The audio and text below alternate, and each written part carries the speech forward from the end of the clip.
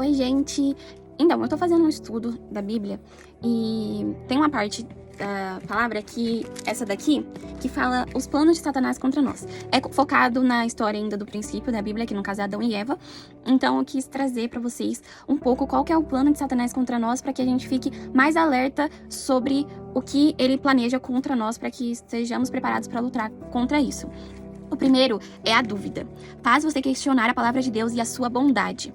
Focando um pouco na história de Adão e Eva, quando a serpente aparece a Eva na árvore do fruto proibido, ele começa a gerar em Eva dúvidas sobre comer o fruto proibido. Eva já tinha consciência de que ela não podia. E ela fala isso à serpente. Mas o que a serpente rebate ela? Ela fala bem assim: então a serpente disse à mulher: certamente não morrereis. Porque Eva falou para a serpente que se ela comesse, que Deus falou a ela que se ela comesse, ela morreria.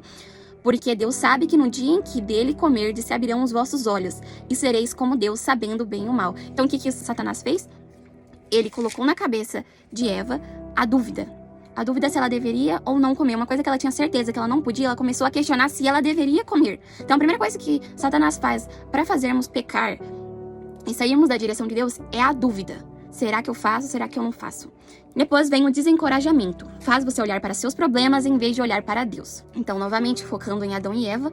Eva, quando começa a ter a dúvida se deveria ou não comer, ela começa a focar mais no que ela não tem, que no caso é o fruto, e esse bem e o mal que a serpente fala pra ela que ela teria depois de comer. Então ela começa a focar naquilo e esquece todo o resto, que no caso é o jardim, todos os outros frutos que ela poderia comer, tudo que ela já tinha, a presença de Deus. Então ela desfoca de tudo isso e começa a focar somente no que ela não tem. Então um dos planos de Satanás é fazer a gente focar no que não temos. E fazendo isso, né, a gente acaba se tornando ingratos, não focando no que já temos. Então esse é um dos planos do inimigo, fazer a gente focar só no que não temos e fixar nisso. Então isso é muito interessante, termos consciência de que isso não provém de Deus, para estarmos ligados nessas coisas e evitarmos ficar nesse loop de querer sempre mais e não focar no que já temos. Então o próximo é a diversão. Faz com que as coisas erradas pareçam atraentes, para que você as deseje mais do que as coisas corretas. Então o que o inimigo faz? Ele torna aquilo que é errado, aquilo que Deus já afirmou ser errado, atraente. Atraente aos seus olhos, porque o inimigo não vai te colocar uma coisa que você não gosta na sua frente, te oferecer. Porque ele sabe que você vai recusar, porque você não gosta. Então, o que ele vai colocar? Coisas que pra você é atraente, pra você é interessante. No caso de Eva, o fruto era bonito, o fruto era atraente, não parecia algo grotesco, horrível e ruim. Então, aquilo pra ela, à primeira vista, era atraente, era uma coisa bonita aos olhos, ao se ver, né? Então, o inimigo, ele usa disso para nos confundir e acabar nos afastando do desejo de Deus. Então, ele coloca coisas atraentes, coisas divertidas, mais do que o certo, né? No caso, fazer o certo é tedioso, mas fazer o que não é certo é muito divertido. E dá uma certa visão pra gente de tipo, só experimentando pra saber. A vida é curta, a gente tem que aproveitar tudo. Isso é exatamente o que o inimigo planta na cabeça das pessoas e acabam fazendo elas se reproduzir para as outras pessoas. Que o erro é algo divertido, que é algo a se experimentar, que é algo a se aproveitar, porque vai saber o que vai acontecer amanhã. E se eu não tiver mais oportunidade de experimentar isso? Mas não era para ser algo que a gente pensasse, será que eu posso aproveitar isso? Deveria ser algo, eu não posso fazer isso. Então não você querer porque é divertido. A gente deveria evitar. Então ele faz o quê? A gente pensar, isso é divertido, isso é interessante, para que a gente tende a fazer essas coisas. Então ele usa a diversão para nos distrair e acabar pecando. Então o próximo é a derrota.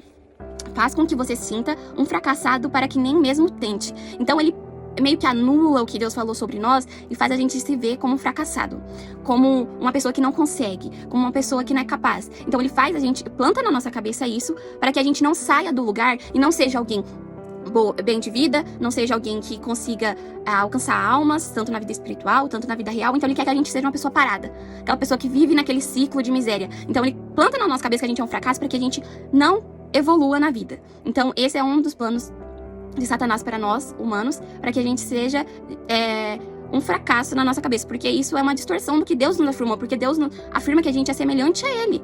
Então o que é? A gente tem a bênção de Deus sobre nós. A partir de Jesus, a gente já tem o acesso a Deus. Então a gente não deveria ter essa visão de fracasso, porque com Deus a gente pode alcançar muitas coisas, a gente é abençoado, e a gente deveria ter isso em mente, mas o inimigo acaba deturpando essa imagem para que a gente acredite no que ele quer que a gente acredite, para que a gente não saia do lugar. E isso tem um pouco a ver com o próximo, que é a demora.